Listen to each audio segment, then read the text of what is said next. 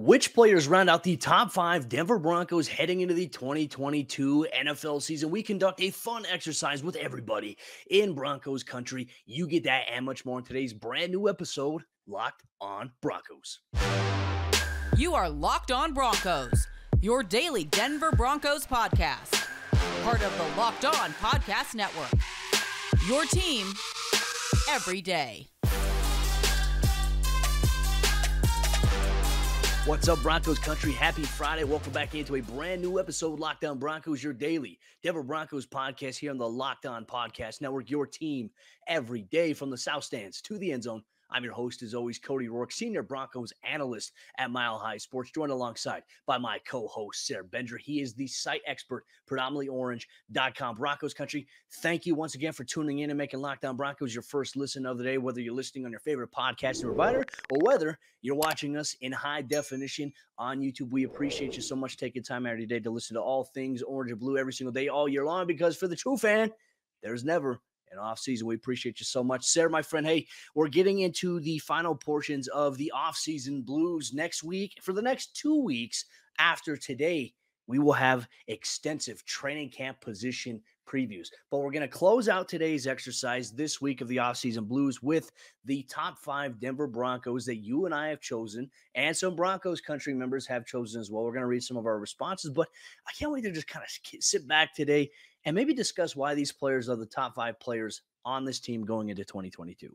I'm excited as well. And even just you talking about what's upcoming, that gets me excited about, man, training camp is really right around the corner, right? It feels like it's been forever since we've had football. I know the Super Bowl was a little bit later this year than I think normal, maybe just by a few days, but and it feels like forever since we've had football, and specifically Broncos football. So I'm excited for that to be back. I'm excited to start talking about some real things happening on the field. But man, for now, we get the opportunity to turn those off-season blues into turn that frown upside down, right? That's what we do here at Locked on Broncos. So hopefully everybody's enjoyed the off-season. Hopefully everybody's enjoyed the discussion, and now we can all get excited pretty quick here about some real football.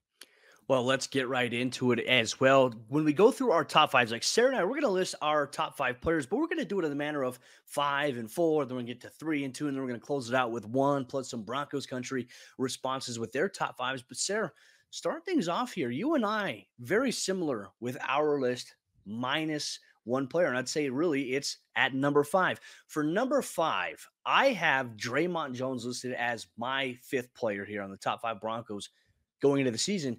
You have Randy Gregory. So let's talk about Randy Gregory. Let's talk about Dre'Mont Jones and see why they're the top 5 on this Broncos team.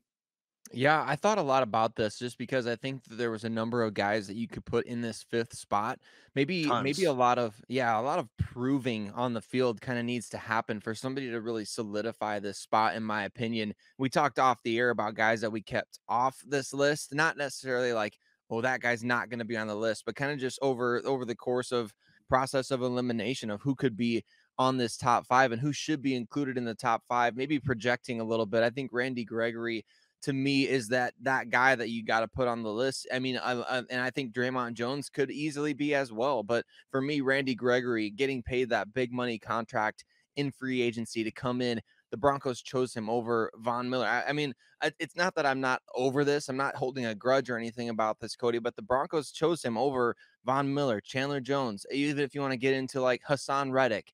They chose him over all those guys in free agency and really anybody that they could have traded for as well. So to me, I think Randy Gregory kind of has to go out there and prove that he's a top 5 player on your team. To me, he has to go out there and get double-digit sacks. He has to go out there and do what he did last season and create a bunch of turnovers for this Denver defense. He has to be one of the best defensive players on the team and one of the best overall players on the team, in my opinion. So I'm kind of putting him at number 5, maybe not necessarily as like he's there already, but definitely in terms of projecting and saying he has to be a top 5 player based on how much he's paid, based on who they chose him over, based on the role that he's playing. That's why I chose Randy Gregory in that spot. I think that's a fair point too, because the Broncos essentially paying him to be a top five player. When we look at contracts on this roster, you can make the argument he's at that top five threshold there. I went with Draymond Jones just because of the fact that we've talked about it here on the show. This could be the year of Draymond's season, which I'm excited for. I mean, we talk about his impact last season for the Broncos: 21 total quarterback pressures, 11 QB knockdowns, 5+ sacks last season. And he did it just in these circumstances that were just really odd. He saw a lot of double teams at the point of attack there, but he was still manhandling offensive linemen. And I think it's going to amplify a little bit more because this is a contract year. He wants to get paid, and rightfully so. If he comes out and he balls out, he will get that contract extension, which could make him a top five Denver Bronco heading into 2022. But let's transition now to number 4. You and I were very unanimous on this selection. And Broncos Country, as we said, we're putting together our list. We want you to put together your list. Make sure you drop your list down below in the YouTube comment section. That way we can see who you have as your top 5 Broncos players. But there's so many players to choose from. I felt like for what we expect him to be this season, we both went with Courtland Sutton at number 4. And really, everything within me wants to put him up at number 2. I want him to be in that spot. I want him to be the second best player on this team because I think with Russell Wilson at the quarterback position, we're going to see Courtland Sutton, like we've talked about before, maybe have a second kind of breakout season, right? Like in 2019, he was awesome. QB proof, all those great things, making plays over Denzel Ward, running away from defenders, breaking tackles, doing all that stuff. He was all over it.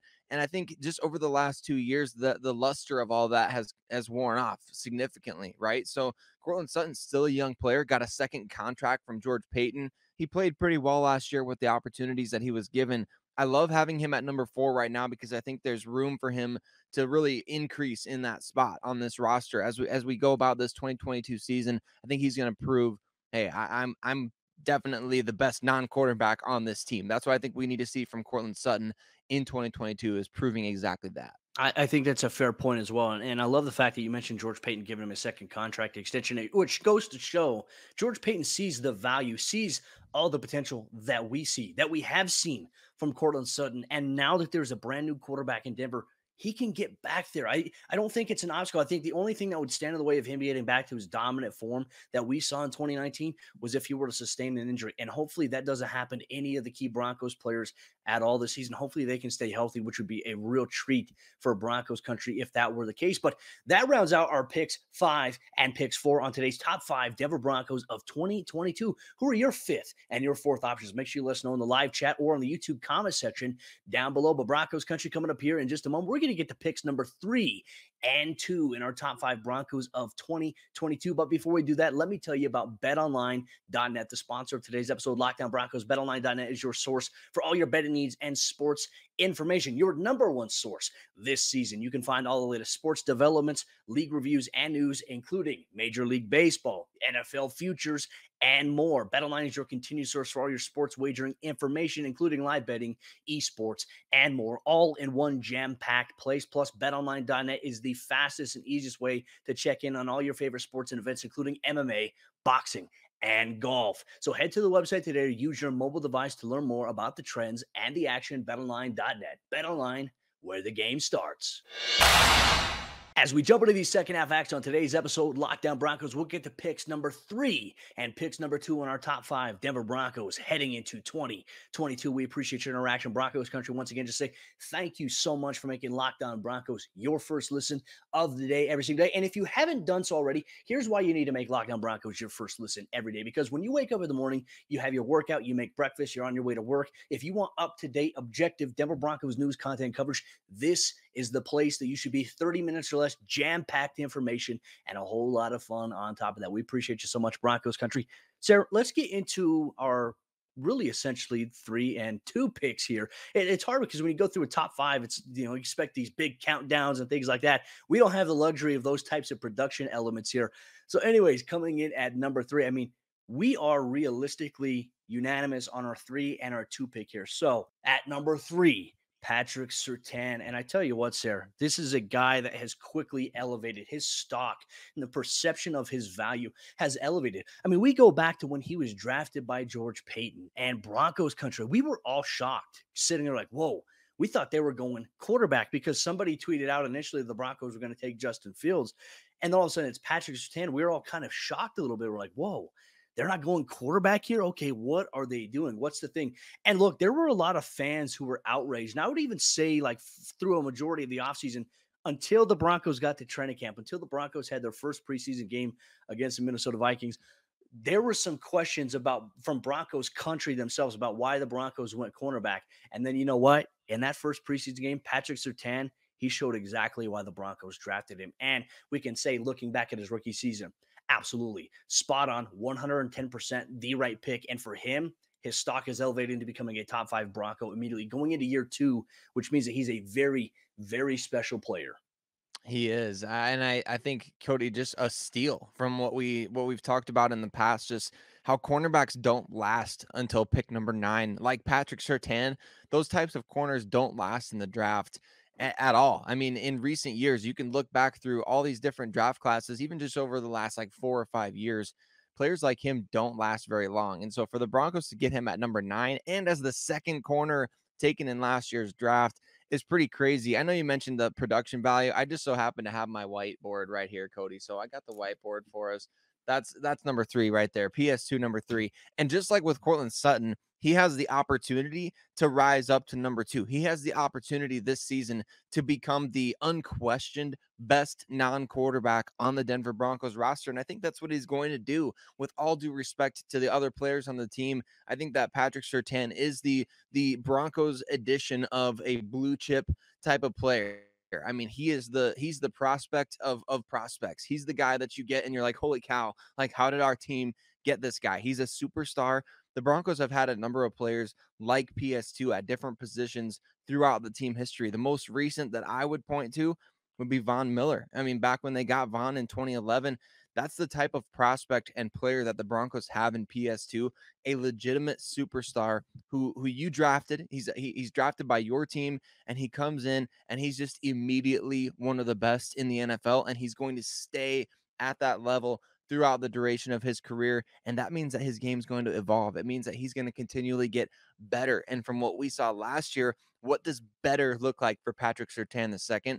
I'm fascinated to find out. I think the rest of Broncos country is as well. Could we see 6, 7, 8 interceptions from him? I mean, will teams look to target him a little bit less than they did last year because he was a rookie and he's proven if you're going to test him, he's going to make some plays against you. 14 passes defensed as a rookie, 4 interceptions, just the lowest passer rating allowed alongside the guy who comes in here at number 2. These two guys are very crucial pieces to the defense. And at number 2, you and I both have Justin Simmons. I think no question about it. For him, I always look back to when Justin first came to the NFL, and I'd say some of the areas that he struggled with early on was just consistency tackling. Man, I tell you what, this is a guy who has worked year in and year out to improve any weaknesses that he has had. And now he's become one of the top safeties in the entire NFL. And you can make the argument he might be the best safety in the NFL because he's a guy that can get interceptions. I mean, 10 interceptions in 2 seasons here for Justin Simmons. But not to mention that, he's not afraid to come down and play up in the box. I mean, he was the second leading tackler on the Broncos alongside Kareem Jackson in 2021. So because of the role, the hybrid safety, looking at playing out of that too high shell, rolling down and playing in the box, I mean, Justin is super, super valuable to the success of this Broncos defense. You can maybe make the argument he might be the most important player on the Broncos defensive side of the ball when it comes to keeping things intact. That is Justin. I think he has earned the right here to be the number 2 Denver Bronco on the top 5 Broncos heading into this season from a leadership aspect, from what he does both on and off the field, his level of play production. I tell you what, I mean, it's hard to dispute Justin Simmons here at number 2. I mean, I even pondered at one point putting him at number 1, but then again, there's the appeal that we all know everyone's going to guess who number 1 is at this point. But, you know, your thoughts here on Justin at number 2. Well, I completely agree with you. I think that definitely there's so many different factors that have Simmons in the number 2 spot, the number 1 non-quarterback on the team at this point. Spoiler alert on that one. But I think Justin Simmons, he's obviously one of the best turnover creators in the NFL, and that's so valuable. You know, I just want to speak for a second on the I don't know. I want to call it malarkey. It's a bunch of bull that people were saying last year, in big moments at the end of games. There was a lot of talking heads calling out Justin Simmons for not making these big plays to turn the game around. And I think that's so funny to me, because unlike a wide receiver on offense, you can't say, "Oh wait, we have a clutch play coming up here. We want to throw it to this guy specifically. We're gonna scheme a play to this guy." Well, teams are scheming away from Justin Simmons. They don't Yeah. want to throw the ball at Justin Simmons. So what a lot of people were asking him to do after getting that big money contract, and really holding him to this standard of, hey, you should be in every single play because now you're the highest paid player on the defense. I thought that was a bunch of bull, Cody, and I thought that Justin Yeah. Simmons got a lot of unfair criticism throughout last season from Broncos fans and media members that were thinking that he should have been this otherworldly type of game changer at the position, and he already is that. He's already Yeah. a game changer at safety, but you can't expect every defensive player individually, like Von Miller was in the 2015 season, where he could impact a play in less than 2 seconds. Justin Yes. Simmons doesn't It's have the different. same, it's way different. He doesn't have the same opportunity every play. It's not like they're saying, all right, we're going to throw it to Simmons and see what happens. That's not how it was. But Justin Simmons takes advantage of every opportunity that he's given, whether he was asked to attack the line of scrimmage, like you talked about. We saw him make so many clutch plays behind the line of scrimmage in the running game. We saw him make clutch plays in coverage, and we've seen it consistently over the course of his first 5-6 seasons in the NFL. He's a clutch performer, and he knows how to make big plays in big spots. We've seen him come up big with big plays against the Kansas City Chiefs, one of the only guys that plays well against the Kansas City Chiefs for the Denver Broncos, quite frankly. So, I mean, ask Patrick Mahomes about Justin Simmons. Ask Yeah. Justin Herbert about Justin Simmons. I think those are the kinds of people that are going to tell you this guy is truly not just one of the best players on the Denver Broncos roster, but one of the best defensive players they'll go against in their NFL career. I think that's a fair point to say. And I was just going to say it too, but you brought it up. I was going to say there was a thing on the NFL top 100 players. Patrick Mahomes talked about players he has like tremendous respect for and that are hard to play against. And he mentioned Justin Simmons being that one guy who's super hard to play against because of how disciplined he is and how good he is at disguising the defense. I mean, he is the quarterback of the defense here for this Broncos team. And he comes in at number 2, which leads us to coming up here in just a moment. We're going to talk about our number 1 Denver Bronco heading into this upcoming season. Plus, we share some Broncos Country responses with their top 5s as well, coming up here in just a moment. But before we do that, let me tell you about Dave, the sponsor of today's episode, Locked On Broncos. And level with me here, folks. We've all been in a situation at some point in our lives where we are a little tight on cash. Maybe you could only afford to put a few gallons of gas in your tank, or you've got another save the date and you're wondering how to afford a gift. That's where Dave can come in and help. And Dave is the banking app that can help get you up to $500 instantly with extra cash. And that's more money to fill your tank, buy a wedding gift, or catch up on bills. And you can finally tackle those expenses that have been stressing you out without any hangups. And there's no interest and no credit check needed. Millions of people have already downloaded the Dave app to get the financial relief that they need with extra cash. So if you're in a pinch and you need some extra help, download Dave and think of it as a helping hand from future you. Download the Dave app from the App Store right now. That's DAVE. Sign up for an extra cash account and get up to $500 instantly. For terms and conditions, go to dave.com/legal. Instant transfer fees apply. Banking provided by Evolve, member FDIC. Your future you will thank you.